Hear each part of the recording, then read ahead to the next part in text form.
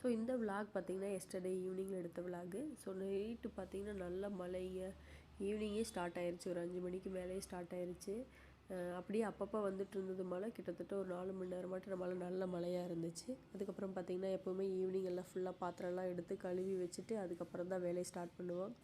Lunch முடிச்சுட்டு எல்லா பாத்திரத்தையும் கழுவி வச்சிட்டோம்னாலே அதுக்கப்புறம் பார்த்திங்கன்னா ஈவினிங்கெல்லாம் எடுத்து வச்சுட்டு திரும்பவும் நைட்டு குக் பண்ணுறதுக்கு கரெக்டாக கொஞ்சம் ஈஸியாக இருக்கும்.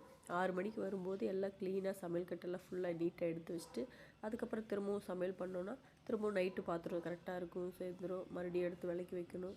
ஆனால் வந்து எனக்கு வந்து சிங்கில் வந்து பாத்திரம் போட்டுட்டு சமைக்க ஸ்டார்ட் பண்ணுறது எனக்கு எப்போவுமே பிடிக்காது. அது ஒரு மாதிரி இருக்கும், வேலை செய்கிறக்கே டிஸ்டர்பன்ஸாக இருக்கும். அதனால் ஃபுல்லாக எப்போவுமே நீட்டாக கழுவி எடுத்து வச்சுட்டு அதுக்கப்புறம் வேலையை ஸ்டார்ட் பண்ணால் அன்றைக்கி மார்னிங்குமே வந்து பார்த்திங்கன்னா சிங்கில் வந்து பாத்திரம் இருந்துகிட்ருக்கக்கூடாது. காலையில் வந்து வேலை செய்ய வரும்போது வந்து பார்த்திங்கன்னா சமையல் கட்டு நீட்டாக இருக்கணும். அப்போ தான் சமையல் செய்கிறக்கே வந்து ஒரு இன்ட்ரெஸ்ட் இருக்கிற மாதிரி இருக்கும். நல்லா சளி கோல்டு இருக்கிற அப்படிங்கிறதுனால பார்த்திங்கன்னா கிட்டத்தட்ட ஒரு வாரமாகவே நல்ல சளியாக இருக்குங்க. ஸோ அதனால் பார்த்திங்கன்னா கொத்தமல்லியும் சுக்கும் போட்டு டீ வச்சு குடிக்கிறோம். இது ரெகுலராகவே வந்து குடிக்கிறோம். கொஞ்சம் டீயை தவிர்த்துட்டு சுக்கு காப்பி தான் அது மாதிரி குடிச்சிட்ருக்கோம். இப்போ சளி இருக்கிறனால கொஞ்சம் சுக்கு ஜாஸ்தியாக போட்டு குடிக்கிறோம். அதுவும் மழை டைமு வந்து மழை நல்லா பெஞ்சிட்ருக்கு. ஸோ நம்ம உடம்பு நல்லா இருந்தால் மட்டும்தான் அந்த மழையை ரசிக்க முடியும். பட் நம்ம உடம்பு கொஞ்சம் கண்டிஷன் சரியில்லை அப்படின்னா மழை பெஞ்சால் கூட ரொம்ப கஷ்டமாக இருக்குது. ஐயோ மழை பெய்யுது அப்படிங்கிற மாதிரி இருக்கும். ஸோ நான் டீ வச்சு எடுத்துகிட்டு வரும்போதே மழை கொஞ்சம் ஸ்லோவாயிருச்சு.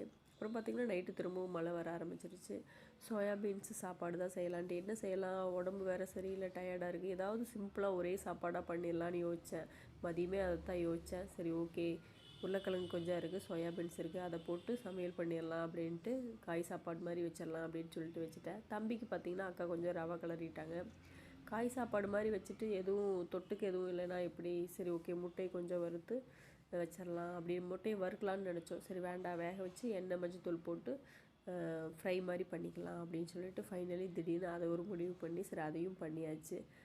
உடம்பு சரியில்லைன்னா சமைக்கிறதுக்கு கொஞ்சம் டயர்டாக இருந்தாலும் வாய்க்கு நல்லா ருசியாக சாப்பிட்டா நல்லாயிருக்கும்னு வேறு தோணுது. யாராவது சமைச்சு கொடுத்தா இன்னும் நல்லாயிருக்கும். பட் இருந்தாலும் இப்போ அவர் வந்து ஊரில் இருக்கிறனால நம்ம தான் சமைக்கணும், வேறு வழியே இல்லை.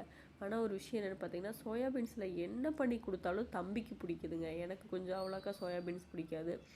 ஆனால் ஒவ்வொருத்தர் சமைச்சோன்னு சொல்லுவாங்க. இது வந்து நாங்கள் சோயாபீன்ஸ் சொல்லுவோம். தம்பிக்கு மட்டும் இந்த சோயாபீன்ஸ் நீங்கள் வறுத்து கொடுத்தாலும் சரி, பொரிச்சு கொடுத்தாலும் சரி, சாப்பாடு பண்ணி கொடுத்தாலும் சரி, அது ரொம்ப விரும்பி சாப்பிட்றான். அது ஏன் அவ்வளோ லைக் பண்ணுறானே தெரில. சமையல்லாம் முடிச்சுட்டு நைட்டு சாப்பிட்டுட்டு டின்னர் முடிச்சுட்டு பார்த்திங்கன்னா தம்பியோட கொஞ்சம் நேரம் விளையாடணும். தம்பிக்கு இந்த யானைக்குட்டி ரொம்ப ஃபேவரெட்டு. சில நல்லா இருந்தாங்க அப்படின்னா அந்த யானைக்குட்டி ஒன்று போது விளையாடுறதுக்கு. கொஞ்சம் நல்லா இல்லைன்னா அழுதுகிட்டே இருப்பாங்க. எல்லாம் எதை கொடுத்தாலும் வாங்க மாட்டாங்க. ஓகே ஃப்ரெண்ட்ஸ், வீடியோ பிடிச்சிருந்தா லைக்